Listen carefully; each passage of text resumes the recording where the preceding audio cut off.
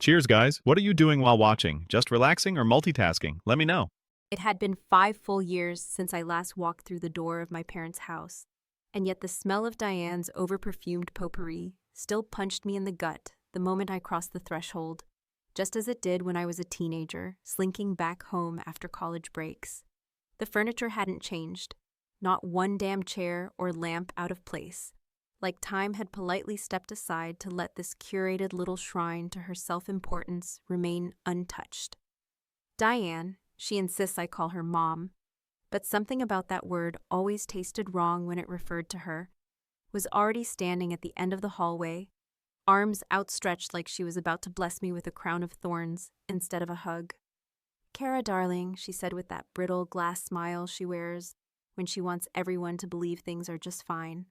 I let her hug me, stiff and obligatory, the way one might shake the hand of a man they once loved but now barely tolerate in court. Lindsay was already there, of course, floating around in that way she does, effortlessly charming and just oblivious enough to appear innocent. She saw me and did this exaggerated gasp, clutching her chest like I'd crawled out of the grave. "Oh my God, look who finally decided to show up," she squealed, rushing over and wrapping me in a perfumed, too-tight embrace, as if we were the kind of sisters who called each other to cry over breakups, instead of the kind who could go months without even remembering the other existed.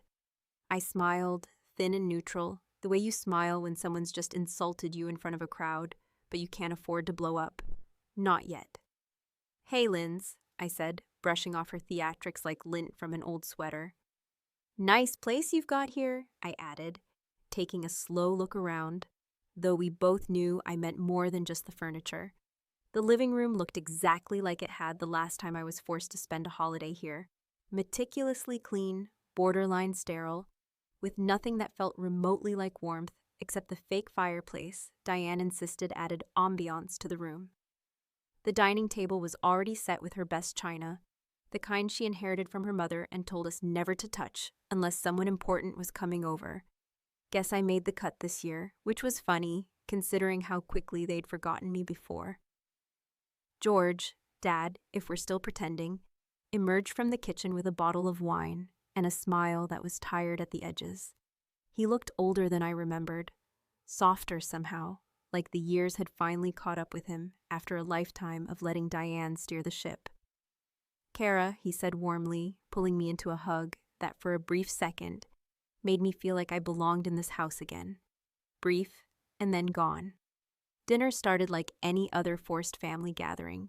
Awkward small talk layered over soft jazz and the clinking of silverware, with Diane steering every conversation back to Lindsay's latest ventures. Apparently, she was now managing a boutique property in the Arts District, something about renovations and short-term rentals, which Diane gushed over like Lindsay had just invented indoor plumbing. I just nodded, sipping my wine and letting the taste of passive aggression settle on my tongue. I'd been invisible for so long, I'd learned to enjoy the silence, to use it like armor. And then, just as George was clearing the salad plates, and I was silently debating if I could fake a stomach cramp and make an early exit, it happened. Diane reached into the sideboard, pulled out a small black velvet box, and, like a magician pulling a final rabbit out of her smug little hat, slid it across the table toward Lindsay with all the ceremony of a coronation. "It's the apartment key," she whispered, and the words hung in the air like cigar smoke in a church. Lindsay gasped, not from surprise, but from the thrill of another prize being handed to her on a velvet cushion. She opened the box slowly, theatrically, as if expecting a ring, but instead found a single key on a gold chain nestled inside, like some twisted medal of honor. I smiled, not wide, not fake, but real, sharp and quiet and dangerous. The kind of smile you give right before dropping a match into gasoline. I said nothing, not yet. Lindsay looked around the table, pretending to be modest. "Mom, I can't believe it," she said, though her tone betrayed that she absolutely could. Diane beamed, and George looked down at his plate like he didn't want to be part of this performance. I watched them all one by one, with the patience of a woman who had spent 20 years playing nice, so she could one day return and flip the entire damn board. Then, almost too casually, I reached into my coat pocket and pulled out a plain white envelope. "Dad," I said, turning to him, "this is for you." He looked surprised, maybe even a little touched, as he took the envelope and opened it slowly, careful not to tear the paper like he always did with birthday cards. He pulled out a single sheet, stared at it for a few seconds, and then looked up at me with eyes suddenly wide. "Wait, you bought that entire building?" he asked, his voice lower than before, laced with something between awe and disbelief. Lindsay choked on her wine, sputtering as she turned to me. "You, what?" And there it was, that moment I had been waiting for. The one I had imagined in countless versions for years. Not a screaming match, not a breakdown, just pure, stunned silence as the air thickened and the rules of our family twisted into something unrecognizable. I held my smile, took another sip of wine, and let the storm begin. They always said that memory fades with time, that the pain of being dismissed, overlooked, or quietly robbed of something you once believed was yours by right would eventually dissolve into a gentle kind of acceptance, the kind of numbness that allows families to keep smiling at holiday tables and pretending everything is fine. But I can tell you, with absolute certainty, that some memories don't fade. They calcify, becoming harder, sharper, more defined with every passing year, until they sit inside you, like broken glass, and you learn to stop bleeding when you move, to keep still until it's time to use them. That key, sitting in Lindsay's delicate little hand like a prize ribbon at a high school talent show, wasn't just a symbol of another parental indulgence. It was salt in a wound that had been open since the day my grandfather died and left me something my mother never wanted me to have. Years ago, 18 to be exact, though the bitterness makes it feel closer, I sat across from my grandfather's attorney in a room that smelled like dry books and old tobacco, while he slid a folder across the table with my name typed neatly across the tab. Inside were the documents for the very building my mother had just gifted to Lindsay like it was a damn Starbucks gift card. I remember my grandfather's voice, rough and tired, telling me he believed in me, telling me he saw the way I worked 2 jobs during college, the way I paid off my own loans, the way I never asked for help, and how he knew I'd take care of the property and the tenants better than anyone else in the family. He told me that he'd made sure the deed would transfer to me, that he had arranged for a private trust to manage the taxes and maintenance until I was ready to take over. What I didn't know then, what I found out 2 years later in a much colder, much more humiliating conversation, was that my mother, with her endless ability to smile through lies, had used her influence over my father and some ambiguous power of attorney clause she'd convinced him to sign to stall the transfer, quietly rerouting the trust into Lindsay's name under the guise of streamlining assets. I was abroad, working on a consulting job that had me living out of a suitcase and checking my email in stolen moments between train stations and cheap hotels. And by the time I realized what had happened, the building I had been promised, my grandfather's legacy to me, had been legally redirected to the daughter Diane had always preferred, the one she could shape, showcase, and ultimately control. Of course, when I confronted them, when I came home and asked how, why, with what kind of twisted justification they could look me in the eye and tell me this was fair, my mother did what she always did. She made it about feelings, not facts. She told me Lindsay was struggling, that I was so strong, and that I didn't need property to feel validated, as if this was some kind of therapy session instead of a blatant betrayal. My father sat there silently, like he always did, eyes fixed on the floor, while his wife rewrote history in front of us. I left that night without saying goodbye, packed my things, and decided I wouldn't come back until I could look them all in the eye and show them I didn't need their approval, their money, or their crooked sense of fairness to win. So when George read the deed aloud, stammering over the words like he was unsure they were real, and Lindsay's smile cracked under the weight of her confusion, I didn't gloat, I didn't even blink. I just reached for my wine, the good red that Diane never let me pour without asking, and took a slow sip while letting the silence do the heavy lifting. Lindsay set the key down like it was hot, her voice rising in that pitch-perfect blend of fake innocence and real rage that only someone who has never had to earn anything can manage. You bought the whole building? How? Why would you do that? That building was... She stopped herself, catching Diane's glare from across the table. That building was part of the family. I laughed then, not loudly, not mockingly, just the kind of low, knowing sound that fills in the spaces between words. Oh, it still is, I said, folding my napkin. I just decided to make the family work for it.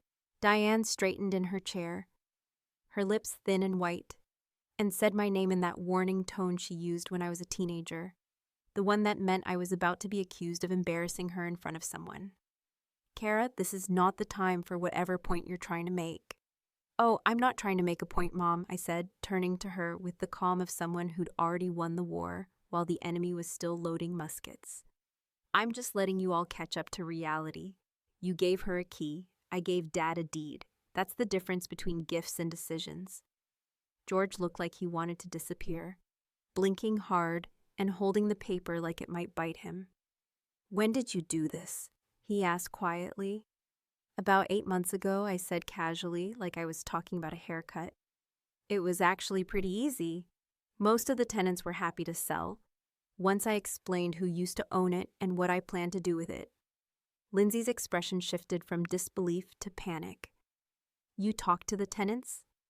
Yes, I replied, deliberately slow. I met with every single one of them. I wanted to know who lived there, what they needed, not just rent rolls and profit margins, you know? Turns out people matter more than square footage. The silence that followed was heavier than anything the fireplace could warm.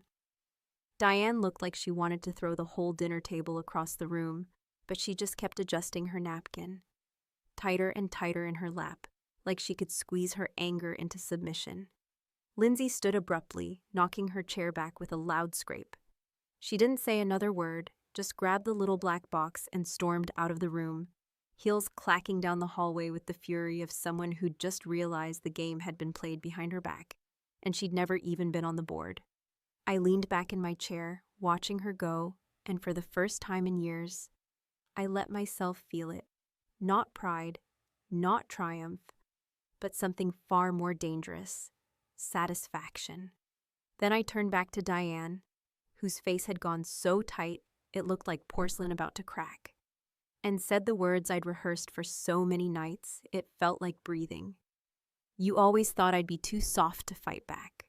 There's something indescribably poetic about revenge, when it isn't loud, when it doesn't come in the form of slammed doors or screaming matches or broken plates hurled across the room. It's colder than that, more calculated, more refined, like the sharp edge of a knife that's been hidden in your coat for years, waiting for the exact moment when silence hurts more than any raised voice ever could. I didn't need to yell, didn't need to throw anything or cry or make a scene at that table, because the truth, the one I had carried with me like a second spine, was enough to send ripples through that pristine little family dinner without me having to lift a finger. But the part no one ever sees, the part that never gets applauded, is the work behind the curtain, the years of planning, suffering, learning to stay quiet in rooms that begged for outbursts, learning to smile while watching people who never earned a damn thing get handed your future on a silver tray. After I left home the first time, after the deal with the building was snatched from under me and buried in legal gymnastics orchestrated by a woman who had mastered the art of smiling while stabbing her own daughters in the back, I didn't get bitter. I got strategic. I worked. I didn't just take jobs. I hunted opportunities. I taught myself everything I could about real estate development, property law, tenant rights, rezoning strategies. While Lindsay was busy posting pictures from brunches and networking through wine tastings, I was walking through moldy basements, translating contractor invoices, and fighting city inspectors to approve permits on buildings I didn't even own yet. I learned the business from the foundation up because I knew that if I ever wanted to take back what was mine, I'd have to understand it better than they ever did. The building in question, the same one that Lindsay had once referred to as that dusty old place when I asked her if she even planned to manage it, had become something of a fixation for me. Not because of its location or potential value, though both were decent, but because it had meant something to my grandfather. It was the last real thing he left behind, something he'd built from nothing. And when he handed it to me, it wasn't out of sentimentality. It was because he believed I'd respect it. When Diane intercepted it and handed it off to Lindsay like a party favor, that wasn't just a slap in the face. It was erasure. Like my place in the family could be rewritten just because it made things easier for her. But what Diane didn't anticipate, what none of them ever anticipated, was that I wouldn't just come back with a grudge. I'd come back with receipts, bank statements, renovation permits, and contracts signed in my name. It started 2 years ago, slowly, discreetly. I found the tenants one by one, those still hanging on in rent-controlled units, those being subtly pushed out by maintenance issues and safety upgrades that Lindsay never followed through on. I bought their leases. I offered them new apartments in better neighborhoods, sometimes even in buildings I already had shares in. I earned their trust not by writing checks, but by listening. Then I went after the building itself, not as a family member demanding what was owed, but as a buyer, anonymous through a holding company. I approached the shell company Diane had used to protect the asset with a generous offer and an ironclad clause about anonymity. They sold it, not realizing the buyer was me, because people like Diane never imagine their children might know how to hide behind paperwork just as well as they do. Within 6 months, I owned the title, and within 8, I'd begun the slow process of renovating, not just the physical structure, but its reputation. The top floor, once used for storage, I turned into an art co-op for local kids. I named it after my grandmother, Margaret, who had passed before I was born, but whose name Diane never allowed us to speak without attaching a sigh of disapproval. The second floor, I turned into a series of community offices, small spaces where local nonprofits could work rent-free for 6 months at a time. I didn't advertise it. I didn't put my name on any plaques. I didn't need praise. What I needed was to rebuild that building into something worthy of the man who gave it to me and to make it clear, especially to Diane and Lindsay, that legacy isn't something you can reassign with a signature.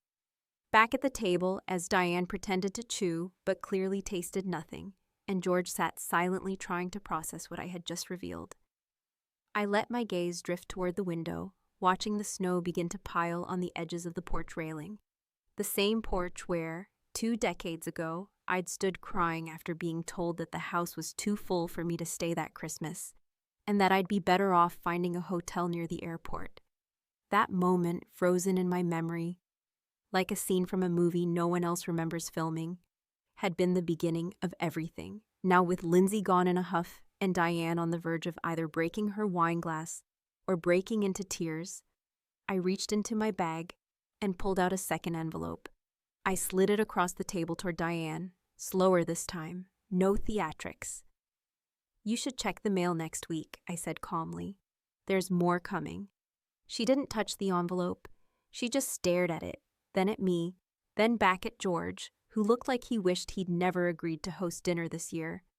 Her voice, when it finally came, was low and tight, almost shaking. "What are you trying to prove, Cara?" I stood up, adjusted my coat, and picked up my glass of wine. "That I remember everything," I said, pausing long enough to make sure she understood it wasn't a threat. It was a promise. "And that I never stopped listening. You all thought I disappeared. But I've been building something. While you were playing house and pretending the past never happened, I made a life." I left them there, staring at that envelope like it might explode, and walked into the hallway to grab my bag. The house smelled even more fake than I remembered, all pine-scented candles and chemical lemon polish.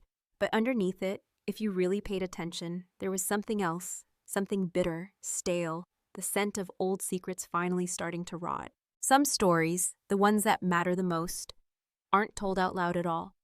They fester in the silence, tucked away in the spaces between what we say and what we mean, living in drafts we never send, in journals we never finish, in conversations that play on a loop in our heads for decades. while the world continues to pretend nothing's wrong. For years, I wrote letters I never mailed, whole paragraphs addressed to my father, half-finished rants addressed to my sister, cruel poetic accusations carved out for Diane.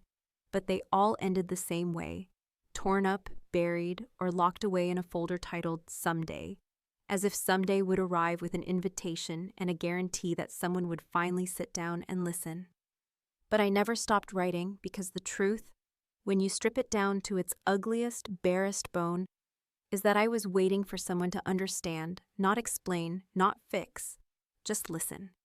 And yet, the older I got, the more I realized that the people who should have listened most were the ones who refused to hear anything that didn't fit the version of events they'd carefully constructed to protect themselves from shame or consequence. That's the thing about people like Diane. They don't apologize, they just rewrite. It was 10 years ago when I discovered the worst betrayal. Not some secret affair between strangers, not some financial slight that could be blamed on oversight, but something far more intimate and surgical. My own sister Lindsay sleeping with my husband Tom. I still remember the moment I realized it, not because there was some dramatic discovery or confrontation, but because of how banal it was. Just a text message, meant for someone else, casually confirming a hotel room, a time, and a stupid inside joke that only someone like Tom would use. At first, I thought it was someone from his office. He'd always been reckless, but he wasn't stupid. Until I saw the name in his call history, repeated again and again over the course of months, and then, like the fog lifting on a cold morning, everything fell into place. They were subtle, but not invisible. The stolen glances at family dinners, the sudden disappearances, the way Diane never once called it out or even questioned why her younger daughter was suddenly spending so much time helping with my husband's new business. And worst of all, when I confronted Tom and asked him, just asked, not accused, not screamed, just eked. If it was true, he didn't even deny it. He just shrugged, like a man caught speeding who knows the ticket is already written. "You were always too focused on the future," he said, as if that explained anything. As if ambition justified betrayal. What I didn't do, and what they all expected me to do, was blow it all up. I didn't call Diane to demand loyalty. I didn't storm into Lindsay's condo to scream in her face. I didn't even tell George, who would have probably just mumbled something about how families are complicated before retreating into the TV room. I left. I took my savings, my anger, my grief, and my dignity, and I walked out of that marriage and that family like I was escaping a fire, without looking back to see what burned. And while they assumed I was licking wounds or starting over, I was quietly, relentlessly, setting up a life that would allow me to come back. Not in ashes, but in armor. I didn't want revenge right away. I wanted a clean house, a fortified front, and time to sharpen every weapon I had. So when Diane received that call in the middle of dessert, her phone buzzing next to the untouched pumpkin pie she'd bought from some overpriced organic bakery, and she answered with the falsely sweet tone she always used when she wanted to seem important, I knew exactly who it was before she even said the name. "Yes, this is Diane Whitmore," she said, her smile thinning as she sat up straighter, clearly sensing something was off. "Yes, I'm aware of the Whitmore Family Trust. What? No, that's not. What do you mean it's been amended?" The room went quiet, except for the rustle of papers as George finally reached for the envelope I'd left earlier, the one no one had dared to open until now. Diane's face turned from confusion to disbelief as she listened, one hand clenching the edge of the table, while the other slowly fell to her lap. "There must be a mistake," she said sharply, her voice cracking ever so slightly, that perfect mask starting to slip. "George wouldn't, he didn't." But George, to his credit, maybe for the first time in his life, didn't back down. He looked at me, then back at her, and his voice was quiet, almost apologetic. "I met with Cara a month ago," he said. And just like that, the weight of decades settled into that one sentence. "We had a conversation you weren't part of, Diane. And after hearing what she had to say, I made some changes." Diane blinked. "You changed the will without me?" George nodded. I thought it was time to do something right. And there it was, not justice, not redemption, just a moment of clarity in a storm of lies. A single sentence that made it clear things weren't going back to the way they used to be. Diane stood, fast, too fast, her wineglass catching the edge of her plate and toppling to the floor, shattering into 1,000 red-streaked pieces that looked, for one brief and glorious moment, like blood on white porcelain. No one moved to clean it up. She stared at George, then at me, and for the first time in my life, she looked afraid, not angry, not controlling, but genuinely afraid, as if she were seeing me clearly for the first time and realizing she no longer had a hold on me. And Lindsay, poor Lindsay, who had returned just minutes earlier with red eyes and smudged mascara, stood frozen in the doorway, clearly having heard everything. She didn't speak, didn't ask questions, just stood there with her hand still clutching the little black box, now useless, her future unraveling like a ribbon on a dropped gift. I looked at them both, mother and daughter, two women who had spent their lives believing control and charm were enough to keep everyone dancing to their tune. And I didn't smile, didn't gloat. I just stood still and waited. Because the real power, the kind that lasts, doesn't come from shouting down the people who've wronged you. It comes from outliving the damage they caused, from becoming someone they can't touch, no matter how hard they try to reach, back into the past and pull you down with them. And when Diane finally broke the silence with a single word, why, I didn't answer. I didn't need to. Some questions are meant to rot. The thing no one ever tells you about revenge, especially the kind that is slow, quiet, and designed to cut deeper than any screaming match or overturned dinner table, is that it doesn't end in fireworks or applause or some cinematic moment of triumph where everyone suddenly understands your pain and begs for forgiveness. Instead, it ends in silence, in the heaviness that follows truth when it finally hits the air, in the stunned faces of people who spent their lives convinced they'd never be held accountable, who never thought the girl who left without a fight would be the one to walk back in and turn the whole damn legacy inside out. That silence, as we stood in the wreckage of our picture-perfect family dinner, was louder than any explosion, because for the first time in our family's long history of pretending, no one knew what to say, and there was no script to follow when the curtain had been torn down.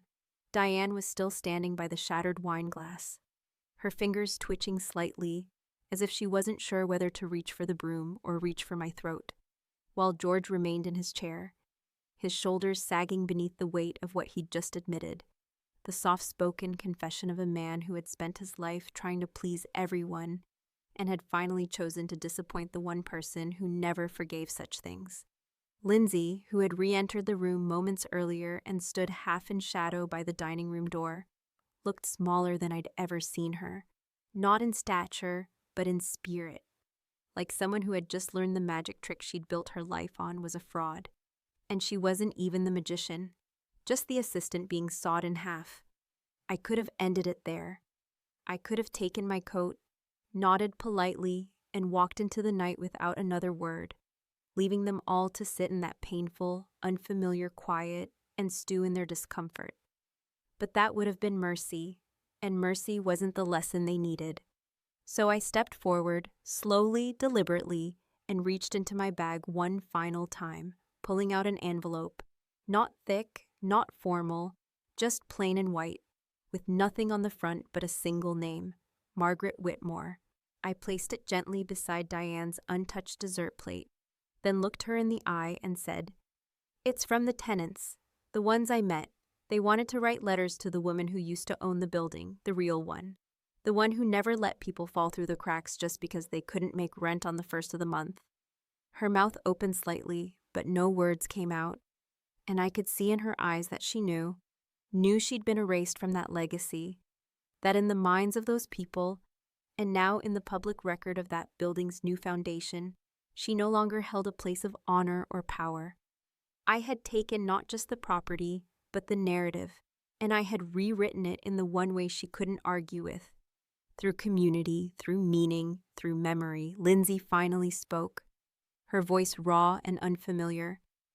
"You really planned all this?" she asked.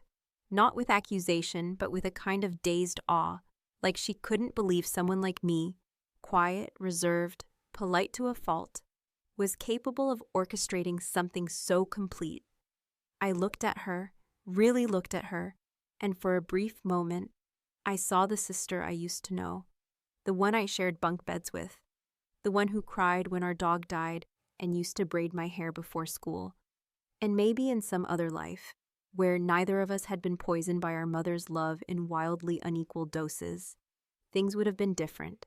But this life had teeth, and it had taken bites out of both of us. I didn't plan revenge, I said finally, my voice steady, my hands still. I planned survival. This was just the part where you finally noticed. George stood up then, slow and deliberate, and walked toward me. He didn't say anything, just put a hand on my shoulder, not the way fathers do when they're proud, but the way someone touches a gravestone of someone they failed, hoping it's enough. I nodded once, and he nodded back. We understood each other in that moment, even if it was far too late to rewrite what had come before. But it was something.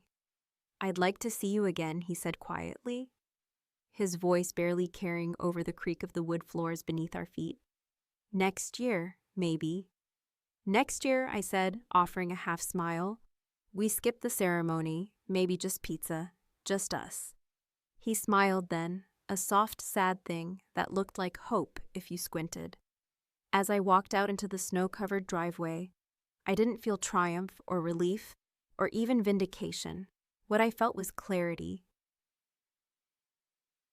Oh, that rare, sharp sense of alignment when the past finally fits into place and you understand not just what happened, but why it mattered. I didn't need their validation, not anymore.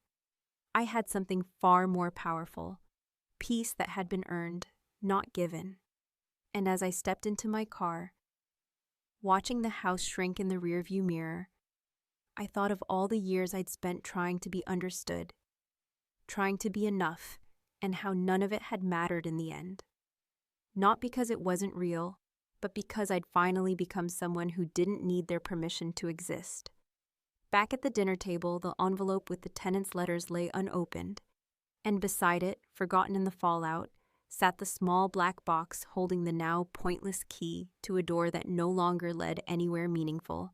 And yet, inside that house, beneath the layers of power games and old wallpaper and decades of unresolved tension, something had finally broken open, not fixed, not healed, but cracked just enough for the truth to slip through. Some people will say I went too far.